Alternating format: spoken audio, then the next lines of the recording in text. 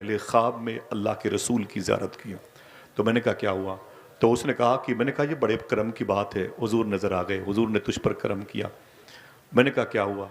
तो उसने कहा आसिफ भाई मैं एक बात बताता हूँ। मैंने कहा क्या? मैंने कहा हुज़ूर को मैंने रोते हुए देखा है।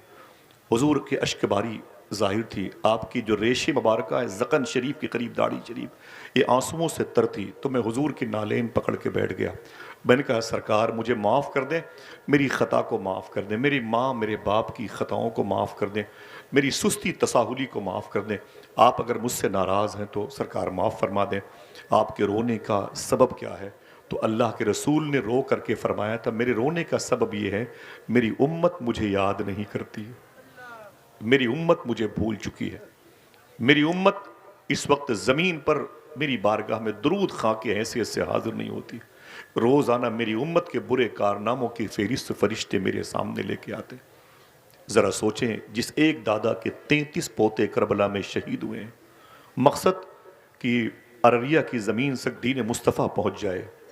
आज उस हुसैन के नाम पे सिर्फ हम कभी तड़प के सुभान अल्लाह कहने के बाद कहते हैं, वरना हमें उनके आर्टिकल, उनके कानून के बारे में कुछ इल्म नहीं। आज हिंदुस्तान की जेलों में जो चाहता है आपको उठा के फेंक देता है, जो चाहता है आपकी बहन बेटियों की इज्जतें लूट लेता है, जो चाहता है वो आप पे घरों पे बुलडोज़र चला देता है। इस मुश्किल मसले का हल क्या है? आप आए हुए हैं आला हज़रत सरकार के नाम की कॉन्फ्रेंस में। अगर मेरा कोई हिंदू मज़हब का भाई भी यहाँ पर आया हो तो मैं उससे गुजारिश करूँगा, बैठो, हुजूर सब के लिए हुजूर है और वो रहमतुल लिल आलमीन बन कर के आए। आज मैं थोड़ी देर की गुफ्तगू बताऊँगा कि आपकी मज़ीद मुस्तकबिल में हिंदुस्तान में ज़िम्मेदारी क्या है। आप तो बिहार और झारखंड में रह के चेन्नई और दिल्ली और मुंबई चले जाते हो। घर में एक बूढ़ी माँ आपकी मोहब्बतों के लिबास को अपने तकिए के नीचे रख के रोती है, आप उससे बात भी नहीं करते हो। आपके मोहल्ले का इमाम कलील तनख्वाहों पर अपने बच्चों का पेट पालता है, आप उसकी खबर भी नहीं लेते हो। आपके इलाके में मदारिस और मकातिब की कैफियत क्या है? लेकिन आप हैं कि हड्डियां खा के दूसरों के दरवाज़ों पर गोश्त की तस्वीरें लगा के मुस्कुराते हैं। किसी शादी में चले गए तो शीर माल आप अपनी उंगलियों में लपेट के सेल्फी लेकर के आप गालियां देते हैं। चावल के बड़े बड़े वो होते हैं ढेले, उसको हमारे जूतों के नीचे देखा जाता है। हम खाने की डिश का मजाक उड़ाते हैं। मैं आज थोड़ी सी बात करूंगा कि आखिर ये मिजाज तब्दील कैसे हुआ। वो कौम जिसको राह रास्त पर लोगों को लाने के लिए पैदा किया गया था, आज वो कौम खुद राह रास्त से भटक कैसे गई। न कोई ज़ोर से बोलेगा, न कोई नारा लगाएगा, ठीक है। हमें उन बुज़ुर्गों की एक एक रुपए की गाढ़ी कमाई भीख के तरीके से मांगते हुए मैंने तसव्वुर में देखा है, तब कहीं जाके हुजूर की मजलिस सजी है। इसमें लाखों रुपए सिर्फ उलमाए किराम ने अपने सफ़र के सोबतों को जो है कामिल मुकम्मल करने के लिए खर्च किया है, तब ये हुजूर की मजलिस सजी है। आप इसे उमर शरीफ के ड्रामे का स्टेज न समझें, आप बैठें अदब और एहतराम के साथ। आखिर बात क्या है, आज दुनिया में सबसे ज़्यादा हम परेशान, मशरक़ी तुर्कमानिस्तान पर चाइना ने हमला किया है और वहाँ की हालत दिगरगू है। सूडान पर वहाँ के बनाम मुसलमान लोगों ने हमला किया, उनकी हालत दिगरगू है। फ़लस्तीन का रमल्ला, खाजा, खान यूनुस लुट गया, बर्बाद हो गया। हमें शऊर तक नहीं है साहिबो, हमारी बारी है। लेकिन हम आपसे पूछते हैं, इसमें उत्तर प्रदेश, बिहार, झारखंड और दिल्ली की हुकूमतों का कसूर क्या है? अगर हमने कसूर ना किया होता तो ये सज़ाएं बन के हम पर मुसल्लत न होती। ये हमारी खामियां हैं जो इनकी तस्वीरें आज आप पूरी दुनिया में देख रहे हैं, हिंदुस्तान के हुक्मरान की सूरत में। मैं संजीदगी से थोड़ी सी बात करता हूँ। कुरान शरीफ में एक आयत करीमा है, इन्न दीन इंदल्लाहिल इस्लाम। इसके माने माहसल निचोड़ होते हैं कि बेशक अल्लाह के नज़दीक सबसे बेहतर दीन अगर कोई है तो इस्लाम है। मैं फिर से रिवर्स करता हूँ, इन्न दीन इंदल्लाहिल इस्लाम।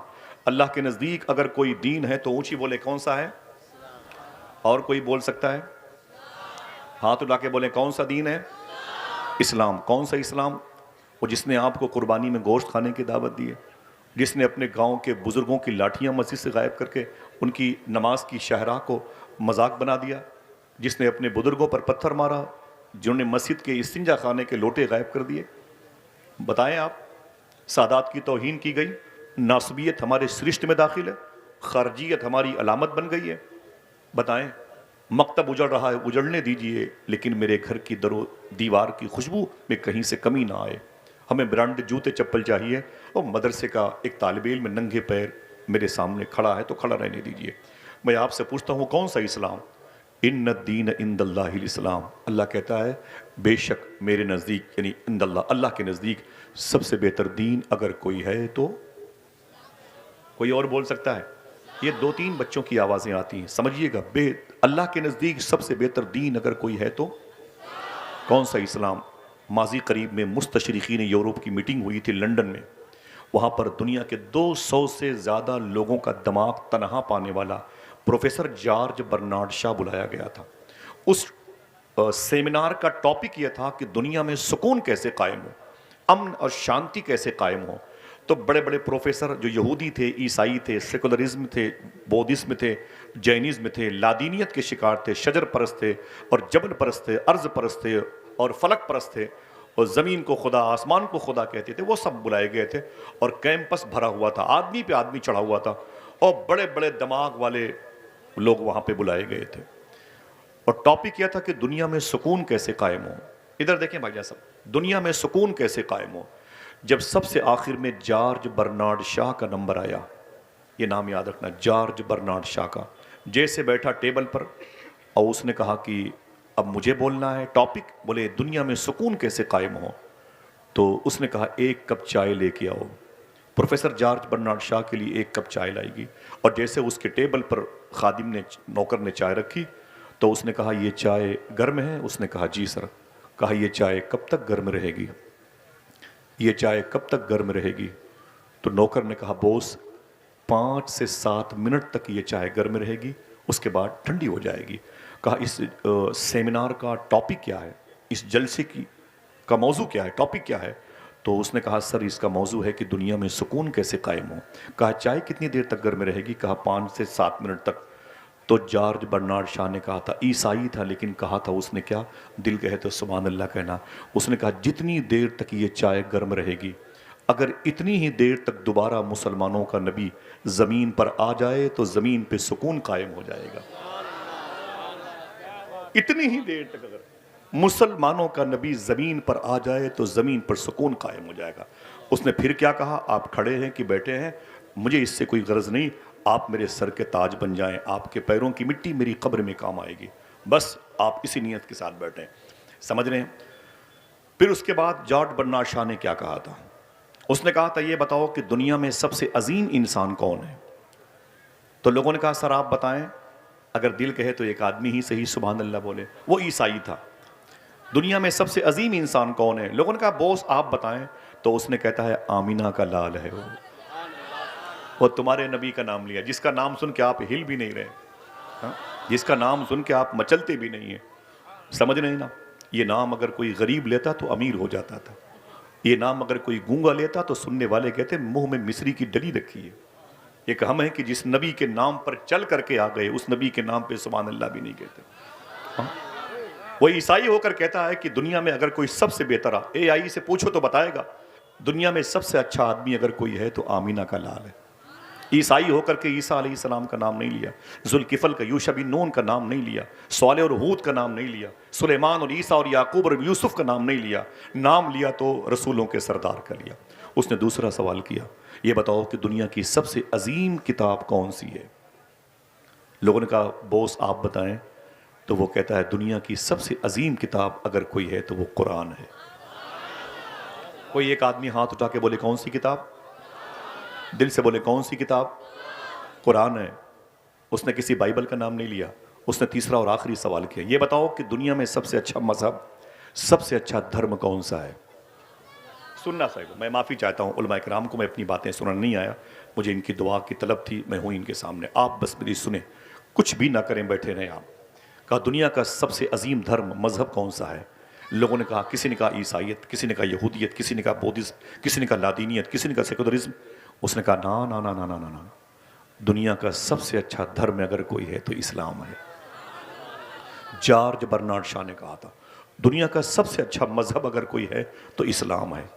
उसने फिर एक तमाचा मारा था, उसकी निशानियां आज तक मेरे चेहरे पर हैं। समझ रहे हैं? आपका नाम मैं नहीं ले सकता, उसकी अलामतें मौजूद हैं। फिर उसने क्या कहा था कि दुनिया का सबसे अजीम इंसान आका करीम सल्लल्लाहु अलैहि वसल्लम, सबसे अजीम किताब कुरान और सबसे अच्छा मजहब मजहब इस्लाम, लेकिन दुनिया की सबसे बदतर कौम मुसलमान। सबसे जलील कौम मुसलमान, बेइज्जत कौम मुसलमान। किसी ने पूछा था सर कैसी बात करते हो, उस नबी के फॉलोवर, उस कुरान को पढ़ने वाले, सबसे अच्छे धर्म के पैरोकार इतने घटिया जलील कैसे हो गए? तो बर्नार्ड शाह ईसाई होकर कहता है इतनी अच्छी किताब कुरान, इतना अच्छा नबी रसूलों का सरदार, इतना अच्छा मजहब पा करके भी आज तक इस कौम ने उसकी अजमत को समझा नहीं। इससे बदतर कौम कौन होगी? ये हमारे घर की बात है, दरवाजे पे लिख लीजिए, कभी काम आएगा जुमला।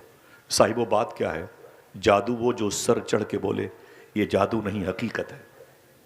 इसको जहन पे आप बिठा लें। आप, हम जमीन पर बोझ हो गए हैं। आज सबसे ज्यादा जेलों की खुराक हमारी नस्लें बनती जा रही हैं। हम हैं कि अच्छे इस्लाम का दावा कर रहे हैं। इस्लाम है क्या? बताएं मुझे। आपके दरवाजे पर अगर कोई हिंदू शख्स आ जाता है भीख मांगने के लिए, तो आप उसका धर्म पूछते हो?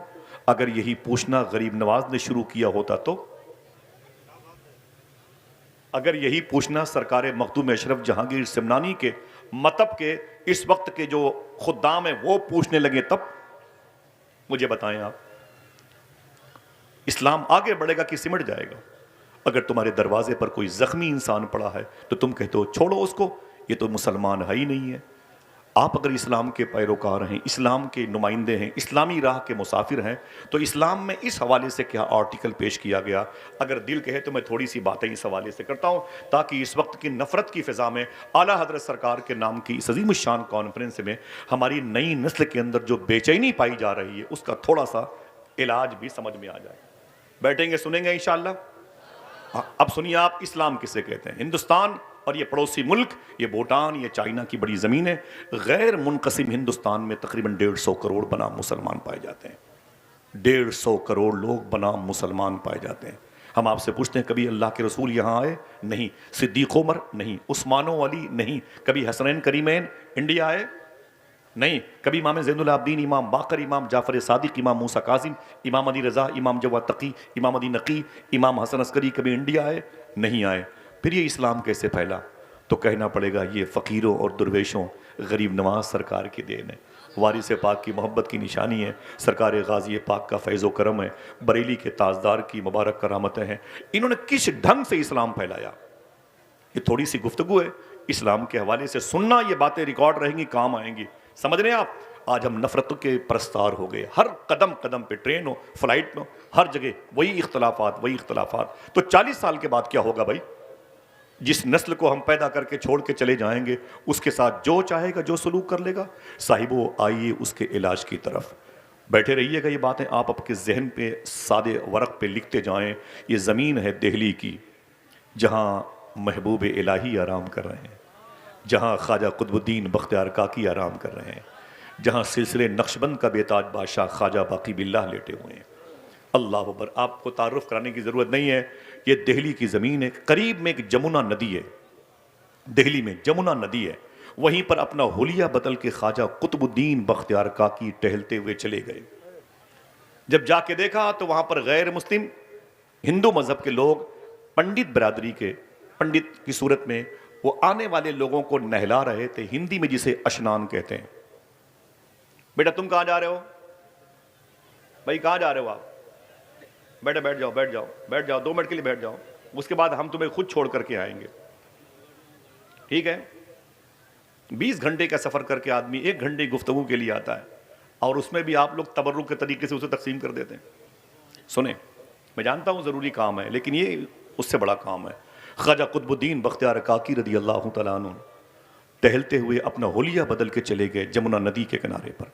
देखा तो पंडित के नौजवान लड़के लोगों को नहला रहे थे, यानी स्नान करा रहे थे। आगे बढ़े तो एक बूढ़े पंडित को देखा तो उनके हाथों पे रेशा तारी था, कपकपाहट थी। ख्वाजा बख्तियार काकी ने फरमाया, बाबा आप किसी को नहलाते नहीं? तो उसने क्या कहा, नहीं, बात यह है कि बेटा वो हम बूढ़े हो गए, हमसे कोई नहाता ही नहीं, हमसे कोई स्नान नहीं करता, हमारे बच्चे भूखे रहते हैं, हमारे घर के चूल्हे नहीं जलते, क्या करूं, इंतज़ार में रहता हूं कोई आए नहाए, कुछ पैसे मिल जाएं, मेरे बच्चे भूखे ना मरे। ख्वाजा कुतुबुद्दीन बख्तियार काकी को बात लग गई, वापस अपनी खानका शरीफ में आए, फिर अपना होलिया तब्दील किया, फिर उस पंडित जी के पास गए और कहा कि बाबा मुझे स्नान करना है, मुझे स्नान करना है। मुझे नहाना है। फरमाया बैठ जाओ, और पत्थर की सिल पर ख्वाजा बख्तियार काकी बैठ गए। जब बैठ गए तो आपने नहाया, उसने नहलाया, और जब नहा चुके तो कहा कि बाबा कितने पैसे हुए? कहा 5 रुपए। मिसाल के तौर पर आपने अपनी जेब से 10 रुपए निकाले, कहा इसे रख लें। उसने कहा 5 रुपए ज्यादा क्यों है? 5 रुपए ज्यादा क्यों है? तो फरमाया कोई बात नहीं, रख ले रख ले, बच्चों के काम आएगा। आप चले आए। आने के बाद आपने दूसरे दिन फिर सफर किया और फिर जाके कहा मुझे स्नान करना है। ख्वाजा बख्तियार काकी को पंडित जी ने फिर नहलाया, वापस आए। कितने पैसे? कहा 5 रुपए। 15 रुपए दिया आपने। 5 10 बढ़ा बढ़ा के देते, रोज जाते नहाने के लिए और पैसे बढ़ा बढ़ा के देते। एक दिन वही पंडित जी महरूली शरीफ ख्वाजा बख्तियार काकी के दरबार शरीफ के करीब से निकले तो मुसलमान आशिकों की भीड़ देखी। फरमाया भाई आप लोग यहाँ क्या कर रहे हैं?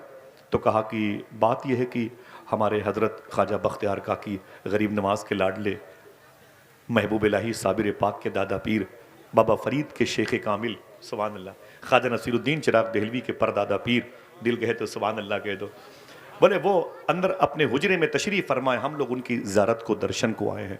तो पंडित जी ने कहा अगर इजाज़त दो तो हम भी उनका दर्शन कर लें। आशिकों ने कहा जाएं, ये रहमत का है दरवाज़ा, यहाँ ताला नहीं लगता, खुला रहता है 5 वक्त मैखाना मोहम्मद का। जब पंडित जी अंदर गए तो बत्ती जल गई। देखा तो ये वही बुजुर्ग हैं जो रोज मेरे यहाँ नहाने आते थे। ये वही बुजुर्ग हैं जो रोज मेरे यहाँ नहाने आते थे। तो उसने मालूम है क्या कहा? उसने कहा कि बाबा जी अगर मेरी नज़र ख़ता नहीं कर रही है तो पूछूं आपसे, आप तो वही हैं जो रोज़ मेरे यहाँ नहाने आते थे, 5 10 रुपए बढ़ा बढ़ा के देते थे। ख्वाजा बख्तियार काकी ने फरमाया जी मैं वही हूँ, मेरा नाम कुतुबुद्दीन बख्तियार काकी है। तो पंडित जी ने कहा इतने लोग आपके मानने वाले हैं, आप इतने बड़े महान विद्वान आदमी हैं, वहाँ नहाने के लिए क्यों आते थे? तो ख्वाजा बख्तियार काकी की आंखों में आंसू आ गए। आपने फरमाया पहली मुलाकात में आपने कहा था कि मेरे बच्चे भूखे सोते हैं, मेरे घर का चूल्हा नहीं जलता है, मैं बूढ़ा हो गया हूँ, मुझसे कोई नहाता ही नहीं, तो मैंने अपना हुलिया बदल के इसलिए नहाने के लिए रोज़ आता था कि तेरे बच्चों की शिकम सेरी के लिए तेरे घर के चूल्हे जल जाएं, तेरे बच्चों की जो शिकम परवरी का मैटर है वो हल हो जाए, तेरे बच्चे जो भूखे सोते हैं ना वो उसका इलाज हो सके। समझ रहे हैं आप? इतना सुनना था। तो पंडित जी ने क्या कहा, देखना कितने लोग सुभान अल्लाह कहते हैं। पंडित जी ने कहा ओफो अब समझ में आया है, नहा आप रहे थे धुल में रहा था। आए हाय नहा आप रहे थे धुल में रहा था।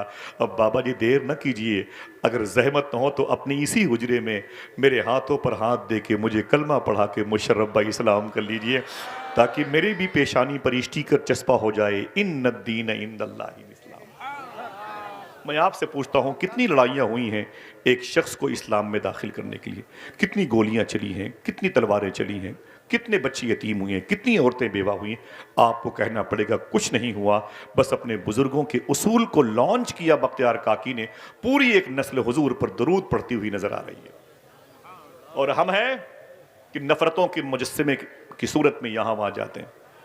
मुसलमान लड़के जवानों के बैठे होते हैं, बसों पे सीट पर बैठे होते हैं, और कोई बूढ़ा इंसान आता है उसके लिए अपनी सीट भी नहीं छोड़ते। क्या उम्मीद रखी जाए बताएं आप? कैसे बात बनेगी? क्या ये नफरतें बढ़ती जाएंगी? मुझे बताएं, क्या ये नफरतें बढ़ती जाएंगी?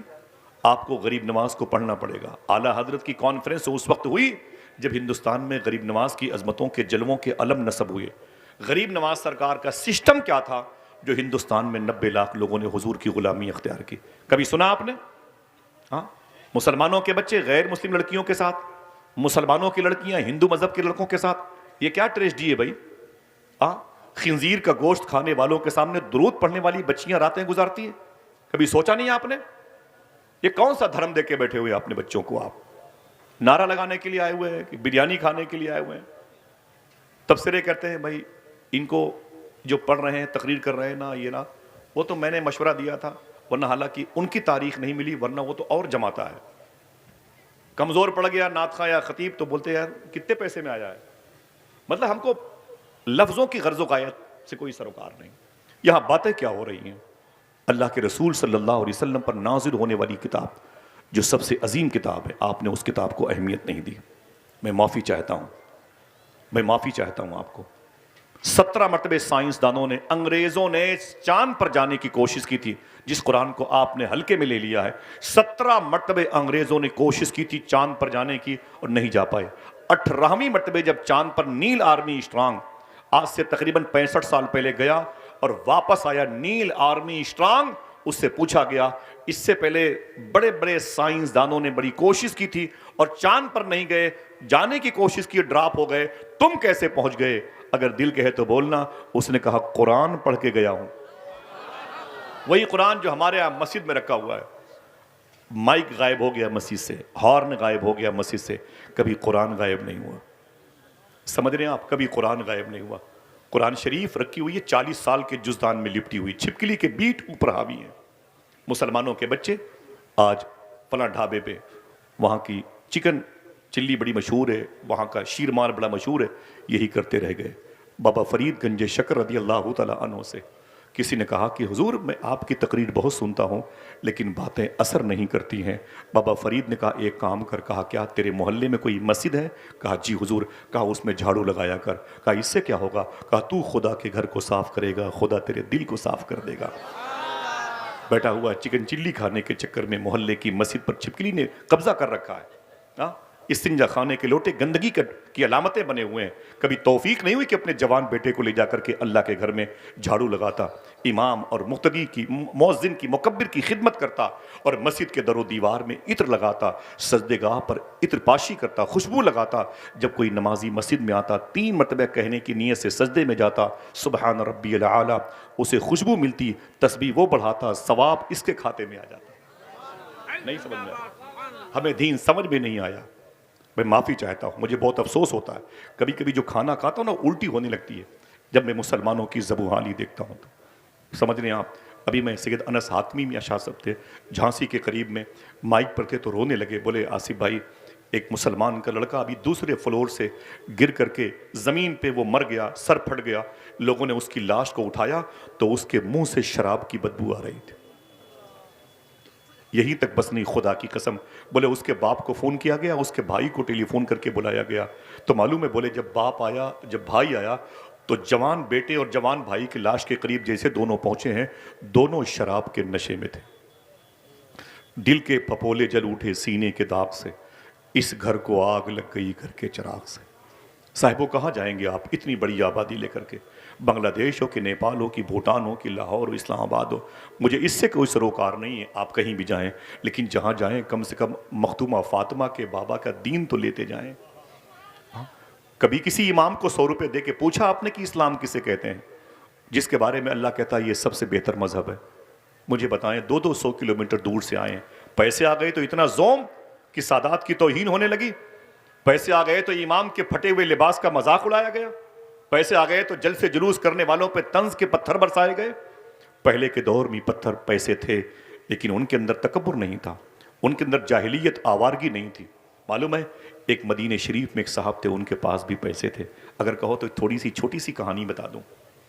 न कोई नारा, न कोई हंगामा। सुन ले मेरी बात, मेरे लिए सबसे बड़ी बात है। मैंने बताया था मखदूम भाई से कि मेरे लिए सबसे बड़ी बात है लोग मेरी बात को सुन लें। मैं एक मुसाफिर आदमी हूँ, आज यहाँ हूँ, कल चला जाऊँगा, पता नहीं ज़िंदगी की कौन सी रात मेरी आखिरी है। समझे, शायर ने कहा था, ज़िंदगी मैं भी मुसाफिर हूँ तेरी कश्ती का, तू जहाँ मुझसे कहेगी मैं उतर जाऊँगा। समझ रहे हैं? मौला अली फरमाते हैं, इंसान एक दिन है से थे हो जाएगा, उसमें हम भी शामिल हैं। दुआ करो कि आखिरत की तैयारी का अल्लाह जज्बा अता फरमाए। उनका नाम था, मदीने शरीफ के थे, उनका नाम था अब्दुर रहमान फर्रुख। क्या नाम था? आवाज़ नहीं आई, और ऊंची आवाज़। फर्रुख बोले। कल चाय पीने के इरादे से मत जाइए किसी होटल में, चाय पिलाने की नीयत से जाइएगा, ये बातें बताने की नीयत से जाइएगा। उनका नाम था अब्दुर रहमान फर्रुख। फिर से बोले, क्या नाम था? मदीने शरीफ में बीवी के पेट में मोहब्बत की निशानी यानी औलाद बीवी के पेट में थी। अब अपनी बीवी के पास आए, बोले, तेरे शिकम में मेरी मोहब्बत की निशानी मौजूद है। देखें इन्होंने इस्लाम को कैसे लॉन्च किया। देखें आप, बीवी के पेट में मोहब्बत की निशानी। एक बच्चा पल रहा था पेट में, बीवी के पास आया, बोले, तेरे शिकम में मेरी मोहब्बत की निशानी है। बोले, कहना क्या चाहते हो? बोले, ऐ मेरी बीवी, मैं मदीने शरीफ से बाहर जाना चाहता हूँ। बोले, मकसद? बोले, बिजनेस। बोले, कहने के लिए क्या? तो बीवी से शौहर अब्दुर्रहमान ने कहा, तेरे पास मेरे 30,000 रुपए ये हैं, इसे रख ले। कितने? 30,000 रुपए, इसे रख ले। तो शेख अब्दुर्रहमान फर्रुख के पैसे बीवी ने रख ले। बोले क्या करना है? बोले डिलीवरी में अगर तकलीफ हो तो कुछ पैसे लगा देना, जच्चा बच्चा की सलामती रहे। और घर बोसीदा हो चुका है, अगर गिरने की पोजीशन पे है तो कुछ पैसे घर में लगा देना। अगर डिलीवरी नॉर्मल हो जाए, घर में जरूरत ना पड़े, तो पूरे पैसे कितने थे संभाल के रखना, आऊंगा तो पाई पाई का हिसाब लूंगा। अब्दुर्रहमान फर्रुख ने बात की, आऊंगा तो पाई पाई का हिसाब लूंगा। चले गए मदीने शरीफ से बाहर। 22 साल के बाद लौटे। जवानी गायब हो चुकी थी और बुढ़ापे की दहलीज पर खड़े थे लड़खड़ाते हुए। जैसे ही मदीने शरीफ में दाखिल हुए, आंखों से आंसू आ गया। हुजूर का शहर देखा तो आय हाय। गए हैं मदीना शरीफ, कभी जाने वालों को देख के तड़पा भी है। अय मदीना जाने वालों मुझको भी लेते चलो, अय मदीना जाने वालों मुझको भी लेते चलो। कारवां में क्या गुबारे कारवां होता नहीं, तो कारवां में क्या गुबारे कारवां होता नहीं।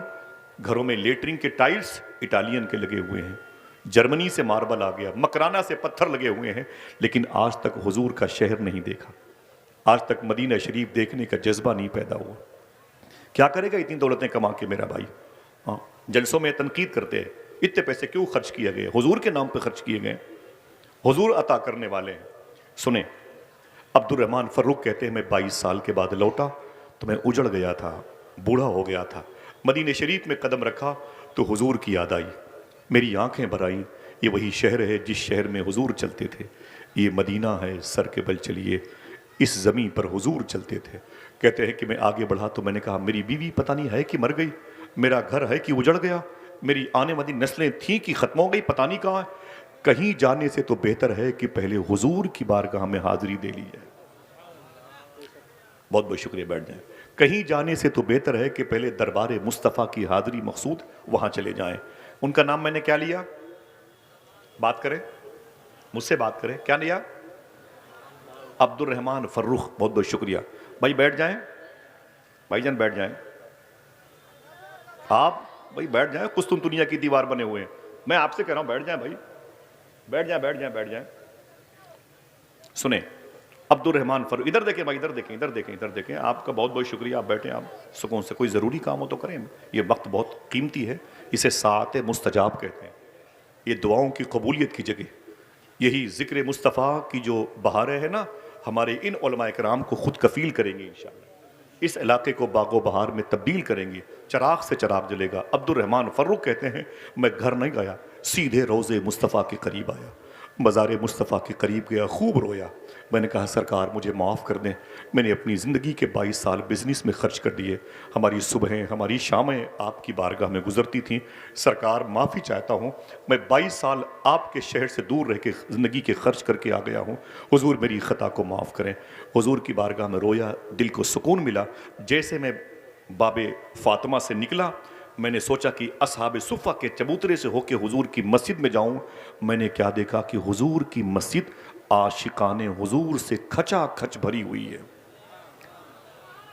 हुजूर की मस्जिद हुजूर के गुलामों से भरी हुई है। मैंने गौर से देखा तो हुजूर के मिंबर पे हुजूर का एक आशिक, हुजूर के शहर में हुजूर के आशिकों के सामने हुजूर की मज़ार पाक के करीब हुजूर की बातें कर रहा है। अब्दुर्रहमान फर्रुख कहते हैं, जहां जगह मिली बैठ गया।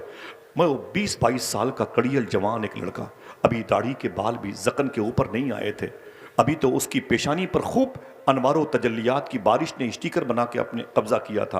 अभी ज़्यादा ज़िंदगी की बहारें उस नौजवान मुहद्दिस मदीना ने गुजारी नहीं थी, लेकिन जब वो बात करता था तो वाह मोहम्मदाह के नारे लगते थे। जब वो हुजूर की बातें करता तो लोग अपने कलेजे पकड़ लेते थे और हुजूर के नाम पर हुजूर की बारगाह में चीखो पुकार की फ़िज़ा कायम थी। हर कोई मातम कर रहा था, हर कोई हिजर मुस्तफ़ा में तड़प रहा था। आंखें अश्कबार होती चली गई, लोग रोते रहे और वो हुजूर की बातें करता रहा। अब्दुर्रहमान फर्रुख कहते, मैं भी रोता रहा उसकी तकरीर पर, इस कदर ज़ूद असर उसकी बातें थी, दिलों पर असर करती थी। मैं भी तड़पता रहा आशिकों के बीच में। उसकी तकरीर ख़त्म हो गई, लोग उसके करीब टूट पड़े, कोई हाथ को चूमता, कोई पैर को चूमता, कोई अमामे की पेच को चूमता।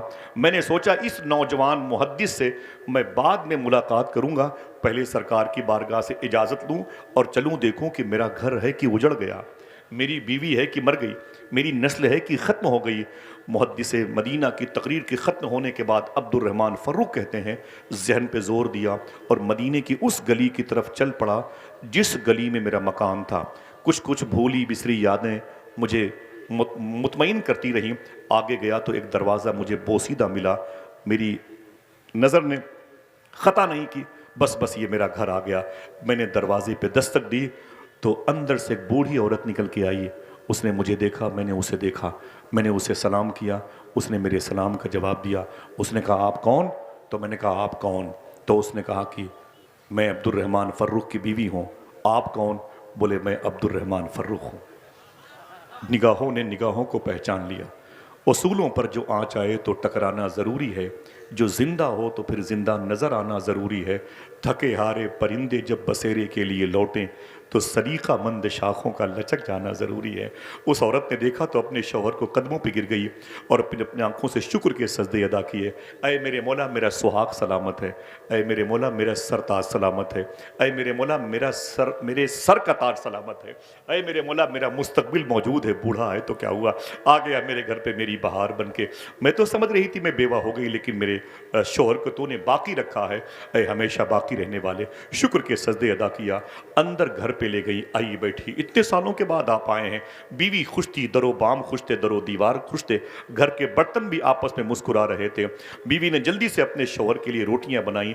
जैसे अब्दुर्रहमान फ़र्रुख खाने की शुरुआत की, अभी एक लुकमा ही अपने मुंह के वसीले से अपने शिकम में उतारा था। बोले बीवी इधर आओ। बीवी ने कहा क्या बात है? कहा तेरे पेट में 22 साल पहले एक मेरी मोहब्बत की निशानी थी, वो क्या हो गई? वो क्या हो गई? तो बोले आप सुकून से खाना तो खा ले। खाना खाने लग गए। फिर क्या बोले? घर तो वैसे ही है जैसे छोड़ के गया था। वो कितने? हाँ देखो ये पैसे हैं तो याद है लोगों को। कितने? बोले वो 30,000 रुपए। क्या हुए? क्या हुए? तो कहा सुकून से खाना खा लो, पाई पाई का हिसाब देती हूँ, पहले सुकून से खाना तो खा लें। शेख अब्दुर्रहमान फ़र्रुख कहते हैं मैं खा रहा था, अचानक मुझको हुजूर की मस्जिद के मिंबर के ख़तीब मुहद्दिस मदीना वो 20-22 साल का जवान याद आया। मैंने कहा बैठ बैठ। बोले क्या हुआ? मैंने कहा अभी मैं हुजूर की बारगाह से हो के आ रहा हूँ। एक बच्चे को मैंने तकरीर करते हुए देखा, उसकी तकरीर दिल पर असर कर रही थी, उसकी बातें दिलों को रोशनी दे रही थी, उसकी बातें दिलों को मुस्तनीर कर रही थी, उसकी बातें फ़िक्र को मुसलमान करती थी, उसकी बातें सोच को मुसलमान करती थी, उसकी बातों से हुजूर की मोहब्बत की खुशबू आती थी। अहले मस्जिद नबी तड़पते थे, रोते थे, बिलखते थे हुजूर का नाम सुन के, वाह मोहम्मदा के या रसूल अल्लाह के नारे लगाते थे। ये कौन है? तो बीवी ने कहा पहले सुकून से खाना तो खा लें। अभी खाना खा ही रहे थे, गली से नारे की आवाज़ आई। मिसाल के तौर पर नारे तकबीर, नारे रिसालत, हटो बचो की आवाज़ आई। तो दस्तरखान से उठे अब्दुर्रहमान फ़र्रुख और दरवाजे के करीब आए। दरवाज़ा खोला और देखा तो वही मुहद्दिस मदीना 20-22 साल का कड़ियल जवान उनके घर की गली से गुजर रहा था। बोली आवाज़ दी, बोले ऐ मेरी बीवी जल्दी जल्दी बाहर आ जा। वो बीवी भी आ गई। कहा देख अभी मैंने जिस नौजवान की बात की है ना, अपनी गली से गुजर रहा है। जिस मुहद्दिस मदीना की बात की है, देख अपने दरवाजे से गुजर रहा है। देख ले उसकी पेशानी कितनी चमकदार है, वो माँ कितनी पाकीज़ा होगी जिसने 9 महीने इसे अपने पेट में रखा होगा। वो बाप कितना खुशकिस्मत है कि जिसकी मोहब्बत की निशानी ये है। माँ बाप का ये बुढ़ापे का सहारा बने न बने, लेकिन मेरा दिल कहता है अय मेरी बीवी ये अपने माँ बाप की मगफरत का सामान ज़रूर बनेगा। अय मेरी बीवी देख देख 70 साल के बूढ़े उसके कदम की मिट्टी उठा उठा के चूम रहे हैं। देख मेरी माँ, देख मेरी बीवी, देख देख पूरा शहर उसके पीछे पीछे दीवाना मार घूमता है। जैसे ये बातें होती रही, अब्दुर्रहमान की फ़र्रुख की बीवी आंखों से निकलने वाले आंसुओं को दुपट्टे में जज्ब करती रही और खामोश खड़ी रोती रही। अचानक वो नौजवान मुहद्दिस मदीना अब्दुर्रहमान फ़र्रुख के दरवाजे पर ठहर गया। जैसे दरवाजे पर रुक गया, ठहर गया, नारा लगाने वाले लौट गए। उसने सलाम किया, अब्दुर्रहमान फ़र्रुख की बीवी ने जवाब दिया।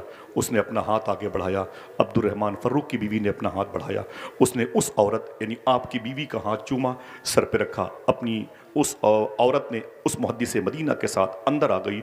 शेख अब्दुर्रहमान साहब कहते हैं मेरे दिमाग में गुस्से का गलबा जलाल आ गया। जैसे मेरी बीवी के करीब वो नौजवान बैठा, मैंने कहा है मेरी बीवी ये कौन है जिसने तेरा हाथ चूमा है? ये कौन है जिसने तेरे हाथ का एहतराम किया? ये कौन है? ये 20-22 साल का नौजवान मेरे घर में मेरी मौजूदगी में तेरे हाथ का बोसा लेता है। बीवी रोने लगी। उसने अपने शौहर की पेशानी चूम करके मुझसे कहा था 22 साल पहले जब आप गए थे तो मेरे पेट में आपकी मोहब्बत की निशानी थी और आपने कहा था इसकी डिलीवरी में आसानी हो, पैसे का इंतज़ाम मैंने कर दिया है। घर अगर टूटने की पोजीशन पे आए तो इन पैसों को लगा के घर को बचा लेना। और सुने, और अगर कोई काम ना हो तो पाई पाई का हिसाब मैं आके लूँगा, मेरे पैसों को ज़ाय मत करना। बोले छोड़, ये बता ये लड़का कौन है? बीवी ने एक जुमला कहा था, अय मेरे शौहर, ये वही तेरी मोहब्बत की निशानी है जिसे 22 साल पहले मैंने 9 महीने अपने शिकम में रखा था। तूने मुझसे कहा था पाई पाई का हिसाब दूंगा। देख ले पाई पाई का हिसाब आशिक रसूल मुहद्दिस मदीना बन के तेरे सामने मौजूद है मेरे शौहर। देख ले मेरे दुपट्टे फटे हुए हैं, देख ले मेरी चप्पलें आज तक टूटी हुई हैं, मैंने नए लिबास नहीं खरीदे, मेरे होंठ पर ये गुर्बत इफलास ने कब्जा कर रखा है, मेरे बाल ये चांदी जैसे सफ़ेद हुए हैं गरीबी की वजह से। खुश्क रोटियां खाई हैं लेकिन तेरे पैसों का मैंने सही इस्तेमाल किया। सारे पैसे मैंने खर्च किए हैं अपने इस बेटे को आशिक रसूल और आलिम रसूल बनाने में खर्च किया है। अरे मेरे शौहर, तुझे पता नहीं है, आज मेरा बेटा जब हुजूर की मिंबर पे बैठ के तकरीर करता है तो जकार्ता इंडोनेशिया से लोग आ जाते हैं, इस्तांबुल तुर्की से लोग आ जाते हैं, ईरान के शिराज से लोग आते हैं और ये कह के नारा लगाते हुए हुजूर के शहर से वापस जाते हैं। यार इतने सालों के बाद जब हुजूर की बातें कोई हुजूर का आशिक करता है तब दिल मचलता है। अगर यही बातें हुजूर करते होंगे सिद्दीक़ उमर के सामने तो सिद्दीक़ उमर कितना मचलते रहे होंगे। देख ले मेरी, इतना सुना तो मचल गए, अपनी बीवी की पेशानी को चूमा और बोले ऐ मेरे मुला तेरा शुक्र है अगर ऐसी पाकबाज नियत खालिस के साथ रहने वाली लड़कियां हर घरों की जीनत बन जाएं तो उनके बच्चे आवारा ना हो, हर घर से आशिक रसूल की आवाज़ आने लगे। आज हमारे बच्चे शराब पीते, माफ़ी चाहता हूँ मैं, हमारी बच्चियाँ आवारा हो गई, हमें उसकी फ़िक्र नहीं है, बिल्कुल फ़िक्र नहीं है। अल्लाह के रसूल के सिस्टम से हमने इनहराफ कर लिया, बहुत हालात नागुफ्तबे है। मैं चाहता हूँ कि मैं बातें अपनी ख़त्म कर दूँ, पता नहीं मेरी गुफ्तगू आपके किसी मेयार के किसी डिब्बे में रखने के लायक है कि नहीं है। इससे कुछ वो पैसे समझ लें जो कभी कभी जुमा मस्जिद में छोड़ दिए जाते हैं कि अब ये पैसे मतरूक हो गए, समझ रहे हैं आप? बस यही समझ लें आप, आक़ा करीम सल्लल्लाहु तआला अलैहि वसल्लम का दीन हिंदुस्तान आया। आज मुसलमान क्या करता है? हाँ, आवारगी है।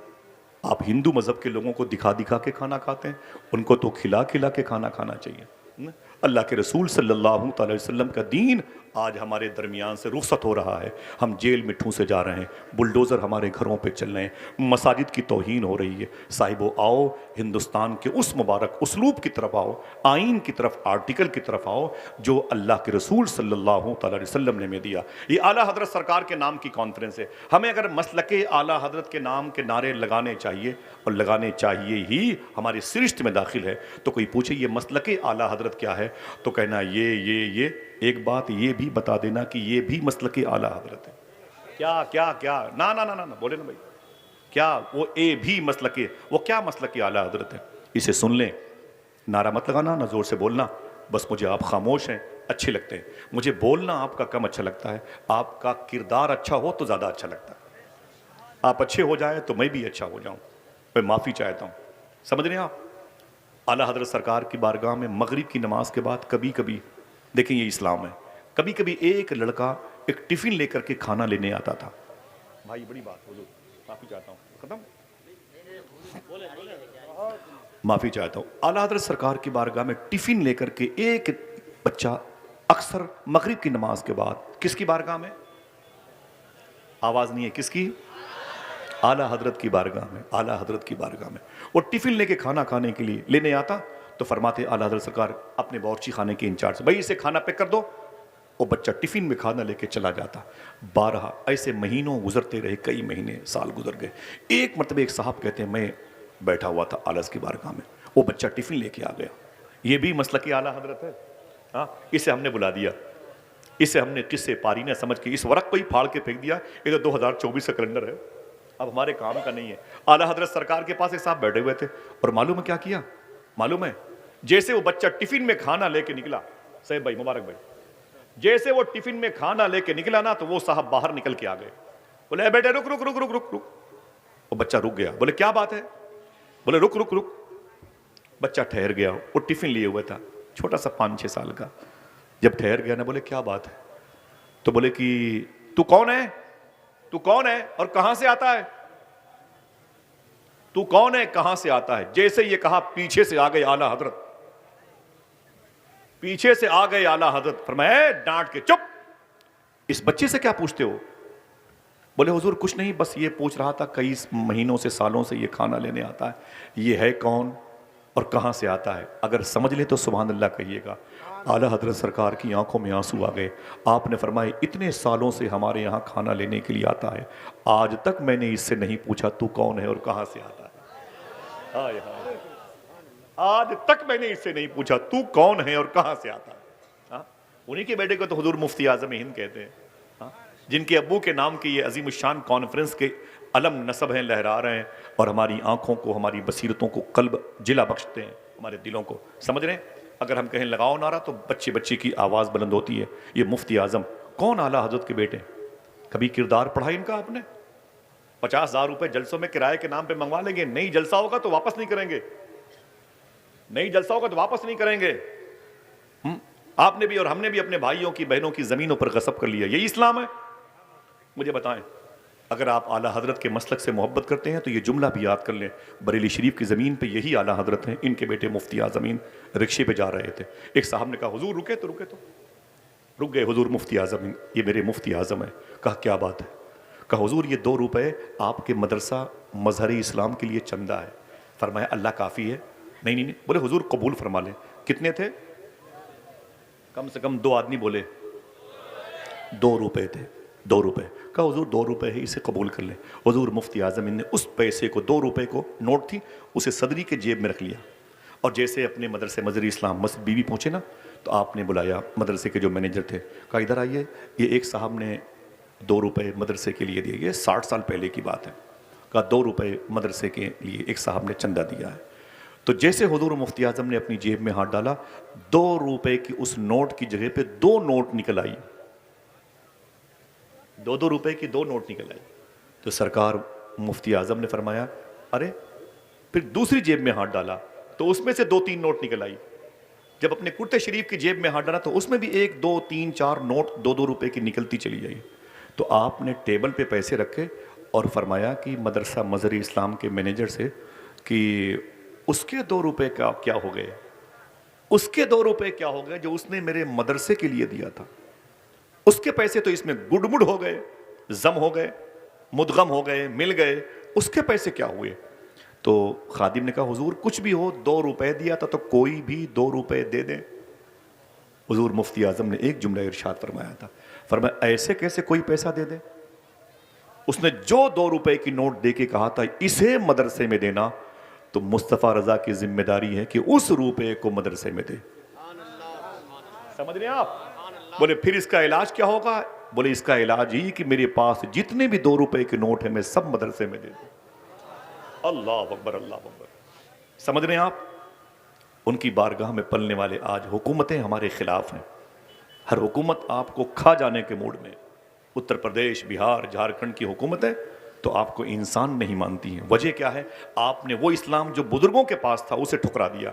यही मुफ्ती आज़म हिंद है, उनके लाडले खलीफा थे मुफ्ती मोहम्मद आज़म साहब, रईसुल उलमा, नूरी मस्जिद बरेली शरीफ जंक्शन पे उनकी मस्जिद है। स्टेशन पे आए हजरत, सरकार मुफ्ती आज़म के लाडले परवरदा थे। स्टेशन पे आए तो जैसे ट्रेन पर बैठना चाहते थे वो ट्रेन छूटने लगी, टिकट नहीं लिया था, वो जल्दी से ट्रेन पे चढ़ गए। शायद उन्हें लखनऊ के करीब में कहीं जाना था। अब बगैर टिकट वो अपनी मंजिल पे आ गए, बगैर टिकट अपनी मंजिल पे आ गए। और जब मंजिल पर बगैर टिकट के पहुंचे तो जब वापसी की तो आपने 2 टिकट खरीदे बरेली शरीफ पे, 2 टिकट खरीदी हुजूर मुफ्ती मोहम्मद आज़म साहब ने, और उस 2 टिकट को जेब में लेके सफर किया। किसी ने पूछा हुजूर 2 टिकट काहे लिए? फरमाया जब मैं गया था तो बगैर टिकट गया था, मैंने 2 टिकट इसलिए खरीदी है कि मैं जिस मुल्क में रहता हूं उस मुल्क की हुकूमत को नुकसान नहीं पहुंचाना चाहता। इसे कहते हैं आला हजरत का मसलक। आज हमने तो पूरा कबाड़ा कर दिया भाई। हमारी शनाख्त जो है ना वो बदनाम हो गई है, हमारी अलामतें बदनाम हो गई हैं। आज हिंदुस्तान में हम क्या दीन फैलाएंगे? बताएं आप, कैसे दीन फैलाएंगे? हम तो मिसवाक करने का तरीका नहीं बता पाएंगे। आज इंडोनेशिया इस्लाम से भरा हुआ है, जकार्ता मलेशिया इस्लाम से भरा हुआ है। कभी किसी से पूछो कि इंडोनेशिया ये जो लादीनियत का शिकार मुल्क था, जहां पर न जाने कितने धर्म के फॉलोअर पैदा थे, पाए जाते थे, वो कैसे अजान देने लगे, तो पता चलेगा कि आज से और सैकड़ों साल पहले इंडोनेशिया की बॉर्डर पे जमीन पर एक मुसलमान कैद होकर के इंडोनेशिया की फोर्स के अंडर में गया और 4 साल तक उस मुसलमान को इंडोनेशिया की जेल में रखा गया था। 4 साल तक ये देशद्रोही है, ये जासूस है, वगैरह वगैरह, ये खुफिया एजेंसी का आदमी है। 4 साल तक वो मुसलमान इंडोनेशिया की जेल में था। देखना कितने लोग सुभान अल्लाह कहते हैं। जब वो 4 साल के बाद वो मुसलमान बाइज्जत बरी हुआ, तब तक जेल में 4000 कैदियों को कलमा पढ़ा चुका था। जब वो मुसलमान इंडोनेशिया की गली कूचे से गुजरे हैं तो हर तरफ से अजान की आवाजें आने लगी। एक पूरे शहर में इनकलाब बर्पा कर दे और पूरा शहर एक आदमी को मुसलमान ना कर सके। कितना फर्क हो गया है। मुझे बताओ इस्लाम कैसे आगे बढ़ेगा? खिदमत, इंसानियत। वासिफ अली वासिफ ने एक बात कही, कहा अगर मजहब इस्लाम से खिदमत और इंसानियत निकाल दी जाए तो बचती है सिर्फ इबादत। अगर सिर्फ अल्लाह इबादत के लिए पैदा करता तो फरिश्ते काफी थे। इसका मतलब है इबादत के साथ तुम्हें अल्लाह ने खिदमत और इंसानियत के लिए भी पैदा किया। हाँ? अल्लाह के रसूल की बारगाह में परिंदे आके अपने अरीजा पेश करें और हमारे बच्चे परिंदों को गुलेल का निशाना बनाए। सुने सुने ये जानवरों और परिंदों के बारे में इस्लाम क्या कहता है। फरमाते मेरा इमाम ना कि जानवर भी करे उनकी ताजीम, पेड़ सजदे में गिरा करते हैं। आप कुछ ना करें, 2 काम करें, अगर सच बोलना शुरू कर दें और हलाल खाना शुरू कर दें तो इंशाअल्लाह तुम्हारे पैसों से कौम की इंसानियत की खिदमत होती रहेगी। फिर से ये मिजाज जो मुबारक इस्लाम के चेहरे का है वो लौट आएगा इंशाअल्लाह। हाँ, आप जिस इस्लाम को अपने घरों में लेके आए हो, कभी सोचा ये हिंदुस्तान में इस्लाम कैसे आया? बहुत लंबी गुफ्तगू है मेरी, लेकिन मैं बातें 1 मिनट में भी इशारा होगा खत्म कर दूंगा, बस 1 सेकंड में खत्म कर दूंगा। मेरी बात आप एक बात मान ले, इस हिंदुस्तान में इस्लाम कैसे आया? वादा करो इस पर अमल करोगे इंशाअल्लाह।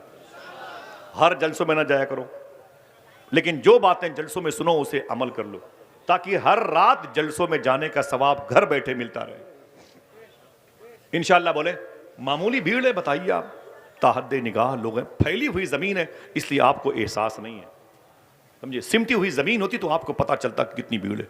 अल्हम्दुलिल्लाह रब्बिल आलमीन, इतने लोग हैं। अगर थोड़ा सा हुजूर का दीन सीख लिया, यही हिंदुस्तान है जहां आज से 1350-1400 साल पहले इस्लाम आया था। कैसे आया था बताऊं कि बातें खत्म कर दूं? हाँ, सबसे बेहतर दीन, हाथ उठा के बोलो, सबसे बेहतर दीन इस्लाम। कौन सा इस्लाम? कैसा इस्लाम? मुझे बताएं आप। उलमा किराम चले जाएं तो फिर इनके चप्पलों पर आप पत्थर मारते, इनकी टोपियों का मजाक उड़ाते, अपनी बूढ़ी मां के लिबास पर मजाक उड़ा। अभी अभी एक साहब ने खुदा कसम अपनी मां को बेल्ट से मारा था। बताएं आप मुझे, हम जलसों में किसकी बात करें? आप मुझे बताएं। इलाहाबाद में मंसूर पार्क पर एक कब्र के ऊपर एक साहब बैठे हुए थे और वो ताश खेल रहे थे। कब्र के ऊपर ताश खेल रहे थे। किसी ने कहा तू कब्र के ऊपर बैठा हुआ है? बोले तो क्या हुआ, तेरे बाप की कब्र है? तो रो के बोले खुदा की कसम ये मेरे बाप की नहीं, तेरे बाप की कब्र है। रब्बे काबा की कसम वो उसके अपने बाप की कब्र थी जिस पर सगा बेटा बैठ के ताश खेल रहा था। दिल के फपोले जर उठे सीने के दाग से, इस घर को आग लग गई घर के चिराग से। हाँ, दिल्ली हो मुंबई हो यार, अपनी शनाख्त बाकी रखो। इतनी बड़ी भीड़ है लेकिन रुसवा हो गई, जलील हो गई। तुम्हारे दरवाजे पर कोई जख्मी गिर गया तो तुम मजहब पूछने लगे। ठीक है, हिंदुस्तान के हिंदू मजहब के लोगों ने एक नारे लगाए हैं, लेकिन सबने नहीं लगाए। एक बात याद कर लो, ये नारे सब हिंदू मजहब के लोगों के नहीं है। कुछ शरपसंद किस्म के लोग हैं, हिंदुस्तान के मुसलमानों की दुकानों से सामान ना खरीदो, ये उनके नारे होंगे। लेकिन वादा करो आज आप इस अजीमुशान कॉन्फ्रेंस में हम किसी भी हिंदू और मुसलमान गरीब दुकानों से हमेशा सामान खरीदते रहेंगे इंशाअल्लाह। दिल से बोलो इंशाअल्लाह। तुम्हारे दरवाजे पर कोई जख्मी हो तो उसका इलाज करो, तुम मुसलमान हो। तुम्हारे दरवाजे पर अगर कुत्ता जख्मी हो तो उसका इलाज करो, कुत्ता भी जख्मी हो। मालूम है आपको, फरमाते हैं सूफी सुल्तान मियां शाह साहब किबला, जिस दरवाजे पर कुत्ते भूखे सोते हैं उनकी तीसरी नस्लें भूखी सोएंगी। फरमाते जिसके दरवाजे पर फकीरों की सदाएं अंदर न जाने पाए, उनकी घर की जो बच्चियां हैं ना, बच्चे हमेशा बीमार रहते हैं। आपको नहीं पता इन जानवरों के बारे में? हमारे बच्चे लाठियां लेके इनके हाथ पांव तोड़ते रहते हैं। आज से 900 साल पहले बगदाद शरीफ से 550 किलोमीटर के फासले पर उम्मे उबैदा नासिरिया की ज़मीन है, जहां पर एक बुजुर्ग लेटे हुए हैं जिनको शेख कबीर अहमद रिफाई कहते हैं। शेख कबीर अहमद रिफाई कहते हैं। फिर सुनिए आप, शेख कबीर अहमद रिफाई कहते हैं। नाम कोई ले सकता है? आधा ही बोल दो, शेख कबीर अहमद बोलो भाई। शेख कबीर अहमद मालूम है कितने बड़े बुजुर्ग हैं? 900 साल पहले मदीने शरीफ गए थे हुजूर की बारगाह में, और जाके रोज़े मुस्तफ़ा के करीब बोले सरकार, सलाम किया, कहा सरकार बहुत दूर से आया हूँ, बसरा, उम्मे उबैदा, नासिरिया, बगदाद, इराक़ से आया हूँ। वहाँ जब मैं सलाम करता था तो फरिश्ते सलाम का जवाब लेके आते थे। आज मैं खुद आपकी बारगाह में आ गया हूँ, सलाम कर रहा हूँ, तो आज तो मैं अपने कानों से जवाब सुनना चाहता हूँ। कानों का मतलब समझा होगा तब न बोलते सुभान अल्लाह, बैठे हुए नारा लगाने के लिए। बोले आज मैं अपने कानों से आपका जवाब सुनना चाहता हूं। खुदा की कसम हुजूर की कब्र अनवर शरीफ से उनके सलाम का जवाब आया था। अच्छा, एक आदमी हाथ उठा के बोले जवाब आ सकता है कि नहीं? ऊंची बोले आ सकता है कि नहीं? वहीं से तो आ सकता है, टॉपिक ही नहीं वरना बताता। हाँ, जो कहता है हुजूर ये नहीं जानते, हुजूर ये नहीं जानते, सूफी साहब कहते हैं उस जालिम से कह दे तेरे इस ना जानने को भी हुजूर जानते। हाँ? मेरा अभी टॉपिक नहीं है, मैं थोड़ी सी बात करके इस्लाम की, क्योंकि एक इख्तलाफ है, खलफशार है, इंतशार है, लोग बेचैन है, इसलिए मैंने ये बात की, वरना बहुत सारी गुफ्तगू हो सकती थी। जिनको इतने उलमाए कराम की दुआएं मिल जाए उसके लिए क्या मतलब है, समझे ना? ना जी हुजूर, चचा बैठ जाएं, बहुत बहुत शुक्रिया, जवाब दे दें एहतराम में, बहुत बहुत शुक्रिया, अल्लाह सलामत रखे। सुने आप, सुने, बड़ी प्यारी बात है। आक़ा करीम सल्लल्लाहु अलैहि वसल्लम की बारगाह में गए और जैसे ही सलाम किए हुजूर की कब्र अनवर शरीफ से जवाब आया, आ सकता है कि नहीं? जिसका अकीदा है ऊंची बोले आ सकता है कि नहीं? आ सकता। जवाब आया। फिर क्या कहा? लालच बढ़ गई। बोले सरकार जवाब तो सुन लिया है। देखना कितने लोग सुभान अल्लाह कहते हैं, सरकार जवाब तो सुन लिया है, अब अपना हाथ निकाले आपसे मुसाफा भी करना चाहता है। अल्लाह, 600 साल पहले हुजूर की डेथ मुबारक, इंतकाल, देहांत, हुजूर का इंतकाल हो चुका था ज़ाहिरी तौर पर। वहाँ जाके बोलते हैं सरकार अपने मुबारक हाथों को निकाले, मैं आपके हाथों को चूमना भी चाहता हूँ, खुदा की कसम। पूछो मशाइख से, कब्र रसूल फट गई, हुजूर के दोनों हाथ बाहर आ गए, आ सकते हैं कि नहीं? जिसका अकीदा ऊंची बोले हुजूर के दोनों दस्तहाए नूर बाहर आए। शेख कबीर अहमद रिफाई कहते मैंने हुजूर के मुबारक हाथों को चूमा। सुभान अल्लाह। अब मेरा टॉपिक ये नहीं, वरना मैं आपको बसरा ही में रखता। मैंने कई मरतबे उनकी मदद शरीफ पर हाजिरी दी है। लंबा सफ़र होता है बगदाद शरीफ से, 25 घंटे लगते हैं आने जाने में, बसों पे बड़ी बड़ी ज़ियारत गाहें हैं। वहीं पर तो इन उलमा के दिलों के में चिराग जलाने वाले इमाम इब्न सीरीन आराम कर रहे हैं। वहीं पर तो ख्वाजा हसन बसरी, मौला अली के लाडले आराम कर रहे हैं। ये वो बुजुर्ग हैं जिन्होंने हुजूर की बीवी अम्मी सलमा का दूध पिया है। सुभान अल्लाह। ये ख्वाजा हबीब अजमी के पीर कामिल है, दाऊद ताई के दादा हैं। अगर दिल गए तो सुभान अल्लाह बोलो। सरकार मारूफ करखी के परदादा हैं, हुजूर गौस आजम के परदादा के परदादा के दादा हैं, समझे? ये वहीं पर लेटे। 10 साल तक मदीने में हुजूर के घर की सब्जियां लाने वाले अनस बिन मालिक वहीं लेटे हुए हैं, तलहा बिन उबैद वहीं लेटे हुए हैं, जुबैर बिन अवाम वहीं लेटे हुए हैं, उतबा बिन गजवान वहीं लेटे हैं। कौन है? उतबा बिन गजवान, ये हुजूर के सहाबी हैं। उतबा बिन गजवान, नाम क्या लिया मैंने? उतबा। बोले इनकी एक आंख नहीं थी। किसी ने पूछा बाद में, उतबा तुम्हारी एक आंख क्या हुई? बोले मैदान में था हुजूर के साथ, दुश्मन का पीछा किया, घोड़े पर बैठा हुआ था, उसको उठा के पटक दिया, मैं नीचे आ गया, नीचे पटका उसको तो नीचे, वो नीचे, मैं ऊपर था। अचानक मेरे सामने एक लड़की आ गई दुश्मन की, वो खेमे का पर्दा हटा के जहाँ मैंने उसे पटक रखा था वो सामने खड़ी हो गई। लड़की बड़ी हसीन थी। तो उतबा कहते हैं मैं उसे देखने लगा, टिकटिकी बांध करके, दुश्मन मेरे कदमों के नीचे था, मैं उसे ज़बह करना चाहता था। उतबा कहते हैं सामने मगर वो लड़की आ गई, हुस्न के जुल्फों में मुझे कैद कर लिया। वो लड़की बड़ी खूबसूरत थी। जंग के मैदान में उसने मुझ पर डोरे डाले और मैं उसको आंख बंद करके टिकटिकी बांध के देखने लगा। अचानक मुझे ख्याल आया, उतबा तो ये क्या कर रहा है? जिन आंखों से हुजूर को देखता है उन आंखों से फहश लड़कियों को देखता है। मैंने दुश्मन को छोड़ दिया, तलवार को यूं तब्दील किया और जोर से अपनी आंख पर यूं मारा तो आंख का ढेला मेरी आंखों से बाहर आ गया। जब नीचे गिरा मेरी आंख का ढेला तो मैंने उसे जूते से मसल के ये कहा, सुन, जो आंख हुजूर के अलावा किसी और को देखना चाहती हो मैं उसे अपने साथ रखना नहीं चाहता। ये वही लेटे हुए। चलोगे इंशाअल्लाह? बोलो हाथ उठा के चलोगे इंशाअल्लाह? अल्लाह के वलियों की बारगाहों में, गौस पाक में चलोगे इंशाअल्लाह? मेरा टॉपिक नहीं, वरना बताता कभी गौस पाक की बात है। चलेंगे इंशाअल्लाह? बात करें, बस ख़त्म हो रही बात है। अच्छा लगा मुझे आप सबसे मुलाकात करके, लेकिन दीन थोड़ा सा सीख की जाए। क्या बेस था जो इस्लाम फैला, और क्या बेस है कि मुसलमान रुसवा हो रहे हैं? बस कुछ करने की ज़रूरत नहीं, आप पढ़े लिखे लोग हैं। शेख कबीर अहमद रिफाई वापस आ गए बसरा। जब वापस आए तो किसी ने पूछा था आपके अंदर खूबियां क्या है कि हुजूर ने अपना हाथ चूमने को दिया।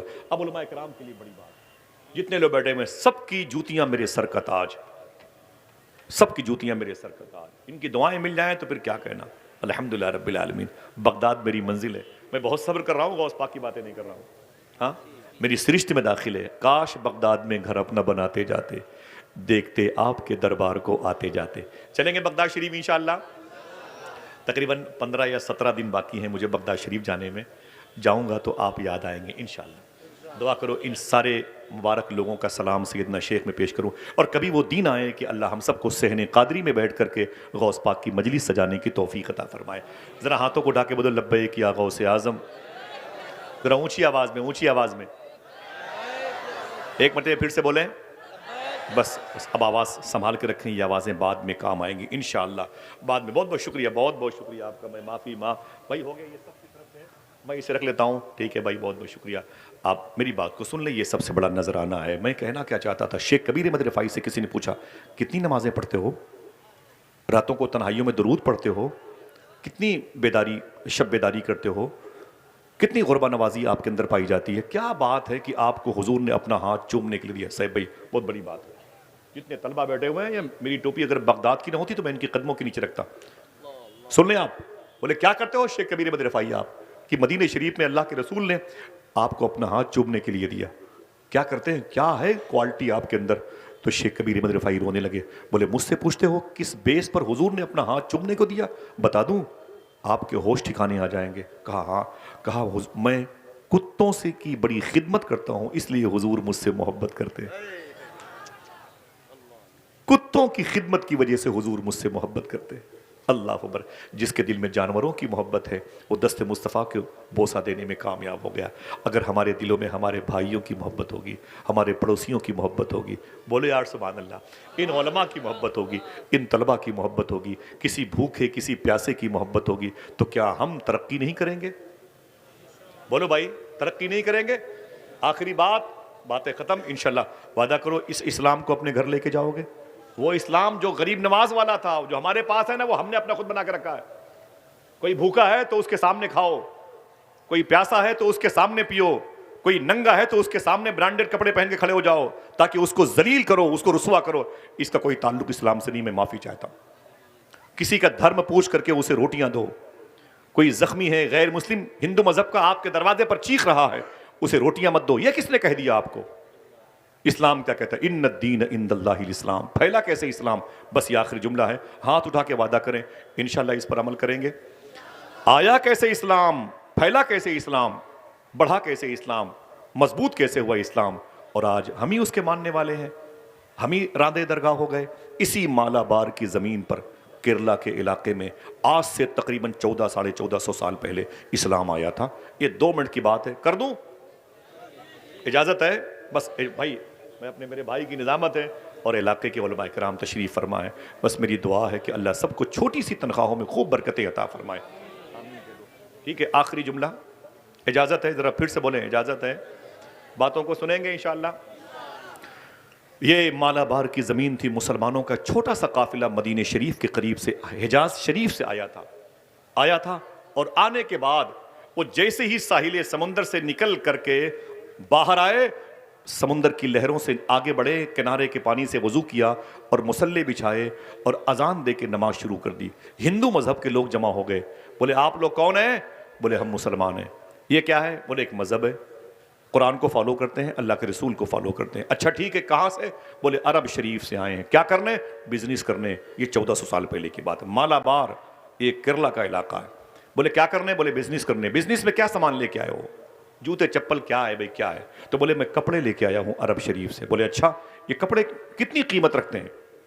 तो बोले कि हर गट्ठर में एक सैंपल के तौर पर कपड़ा, एक पीस बाहर है, उस पर कीमत लिखी हुई है। ये टेरिकाट, ये पोलिस्टर, ये कॉटन का है, ये जारजेट का है, ये मखमल का है, वगैरह वगैरह। ये ठंडा है, ये गर्म है।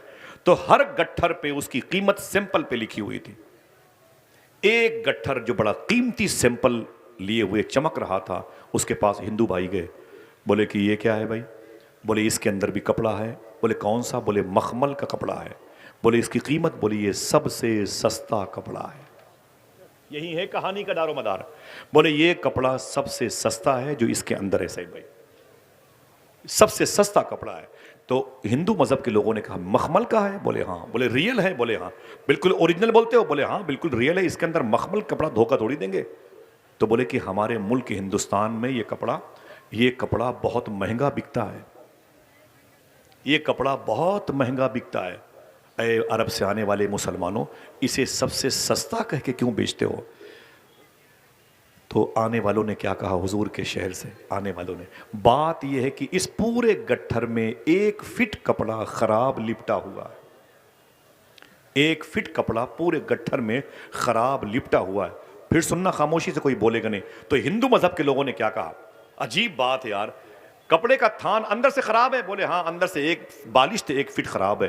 तो हिंदू मजहब के लोगों ने क्या कहा, अजीब बात है, अपने ऐब को छुपाकर माल बेचना मुझको आता है, अपने ऐब को बताकर माल बेचने की टेक्निक तुमने कहां से सीख ली है? फिर से सुन, फिर रिवर्स करता हूं, सुनिएगा, हंगामा ना कीजिएगा। अपने ऐब को बताकर माल बेचने का तरीका मुझे आता है, अपने ऐब को जाहिर करके माल बेचने की टेक्निक तुमने कहां से सीख ली है? अब अगर दिल कहे तो सुभान अल्लाह कहना। अरब से आने वालों ने कहा ये बात हमें आमिना के लाल ने बताई है। कहा आमिना के लाल? कहा किसने कहा? मोहम्मद अरबी सल्लल्लाहु अलैहि वसल्लम ने बताई है। तो हिंदू भाइयों ने कहा इनमें मोहम्मद कौन है? आंखों से आंसू आ गए। बोले कैसी बातें कर रहे हो, वो तो मदीने शरीफ में, वो क्यों नहीं आए? तो फिर रोने लगे। बोले आपको इल्म नहीं है? बोले क्या? बोले हमारे आका नबियों के सरदार इंतकाल कर गए, वो अपनी कब्र शरीफ में आराम कर रहे हैं, अपनी कब्र शरीफ में आराम। जी क्या बात है, क्या करना है जी? क्या हमको कुछ बोलना है इस बच्चे के बारे में? तो क्या बोले कि बच्चा बिछड़ गया कि इसके माँ बाप बिछड़ गए हैं? हाँ ये ऐलान सही था। हाँ बेटा बैठ जाओ, देखें भाई स्क्रीन के जरिए से कोई देखे मेरी माँ बहन है, तो कमेटी वालों की जिम्मेदारी, यहीं बिठा दो, यहीं बिठा दो, यहीं बिठा दो, यहीं पे बिठा दो, यहीं बिठा दो, जिम्मेदार लोग जरा मोहब्बत से कह दें सुभान अल्लाह। ये ऐलान तो झूठा है ना भाई कि बच्चा बिछड़ गया है। हाँ बच्चा तो सामने मौजूद है, बच्चे के माँ बाप बिछड़ गए। ठीक है, इन्न दीन इंदल्लाहिल इस्लाम। ऊंची बोले सबसे बेहतर दीन, हाथों को उठा के बोले सबसे बेहतर दीन, खत्म बात। ठीक है, अल्लाह आपको सलामत रखे। बोले कि बात क्या है? बोले बात यह है कि ये कानून अल्लाह के रसूल का है, मोहम्मद अरबी का। बोले मोहम्मद कहाँ इसमें? तो बोले वो तो यहाँ नहीं, मदीने शरीफ में। वो क्यों नहीं आए? रोने लगे। बोले वो नहीं आए, उनका इंतकाल हो गया है। बोले अजीब बात है यार, तुम कौन से धर्म के फॉलोवर हो? मुसलमानों से बोले हिंदू भाई तुम कौन से धर्म के फॉलोवर हो? बोले क्या हुआ? बोले जो इंसान मर गया उसकी बातों को आज भी मानते हो? क्या कहा था हुजूर के शहर से आने वालों ने, खुदा की कसम इसे लिख लो। बोले सुनो, हमने जिस नबी को नबी माना है वो इंतकाल के बाद भी अपनी कब्र शरीफ से हमें वैसे ही देखता है जैसे लोग अपनी हथेली देखा करते हैं। तुम बोलते हो मर गए, उन्हें मरा हुआ कहने वाले मर गए। आज भी हम हुजूर की निगाह में हैं, आज भी हम जहां जाते हैं हुजूर के उसूल और आइन और आर्टिकल पर अमल करते हैं, हुजूर की निगाहों के सामने बिजनेस करते हैं। इतना सुनना था। अगर आप बहरे नहीं है ना तब सुभान अल्लाह जरूर कहेंगे। तब हिंदू मजहब ने इसी मालाबार के साहिली इलाके पर समंदर की लहरों को गवाह बना के बोले सुनो, अब कपड़े का थान बाद में दूंगा, इस्लाम पहले कबूल करना चाहता हूं। मेरे भी दरवाजे पर लिख उठे इन्न दीन इंदल्लाहिल इस्लाम। जो इस्लाम गैर मुल्क में भी जाके मोहब्बतों की फिजा कायम रखे, वो अपनों के साथ कितना अच्छा सलूक पेश करने का सिस्टम देता होगा। हाँ, फिर आहिस्ता आहिस्ता इस्लाम फैला तो पूरे मुल्क में फैलता चला गया। आइए दोस्तों, मुसलमानों के सामने आज एक बड़ी ट्रेजेडी है, इख्तलाफात बहुत जाता है, बड़ी परेशानियां हैं। तुमसे कोई बात करने वाले, तुम्हारे काम आसानी से नहीं होते और तुम्हारे घरों को मिसमार किया जाता है, तुम्हारी मजहबी निशानियां मिटाई जाती है। वजह यह कि है कि आपके पास जो आपकी हलाल रकम है, सूफिया कहते हैं, आप उसे खिदमत और इंसानियत की खिदमत में लगा दो, क्योंकि आपके पैसों में बरकत है, आपके पैसों में तजल्लियां हैं, आपके पैसों में अनवार हैं, आपके पैसों में नरमी है। जब आप अपनी एक हलाल के पैसे की चाय किसी गैर को पिलाओगे ना तो अल्लाह उसके दिल को नर्म कर देता है। बड़ी बात है। फिर उसके भी दरवाजे पर आहिस्ता आहिस्ता इन्न दीन इंदल्लाहिल इस्लाम का स्टिकर लग जाता है। दरमियान से कोई है जो एक नारा बुलंद करे खड़े होकर के, मैं जाते जाते उसको अपने साथ लेके जाऊं। जरा पूरा मजमा दोनों हाथों को उठा के जवाब दे अल्हम्दुलिल्लाह। जीते रहिए माशाअल्लाह, अल्लाह सलामत रखे, अल्लाह सलामत। सुनसान है फ़ज़ा बड़ी अंधेरी रात है, रहबर खामोश हैं तो लुटेरों की घात है। अय रहज़नों ये जान लो, ये जिस्म लूट लो, ये दिल न दूंगा इसमें मदीने की बात है। साहिबो आप मुबारकबाद के मुस्तहिक हैं। आइए रिज़्क़ हलाल की तरफ, आइए सिद्क़ मकाल सच बोलने और हलाल खाने की तरफ आ जाएं। इंशाअल्लाह हुज़ूर गौस पाक ने फरमाया तुम दो काम करने की जिम्मेदारी ले लो, अब्दुल कादिर तुम्हारी बख्शिश की जिम्मेदारी ले लेता है। ज़िंदगी में कभी कोई बात शरीयत के ख़िलाफ़ मेरी ज़बान से निकली, मैं तौबा करता हूँ, अस्तग़फ़िरुल्लाह रब्बी मिन कुल्लि ज़ंबि व अतूबु इलैह, ला इलाहा इल्लल्लाह मुहम्मदुर रसूलुल्लाह सल्लल्लाहु अलैहि वसल्लम।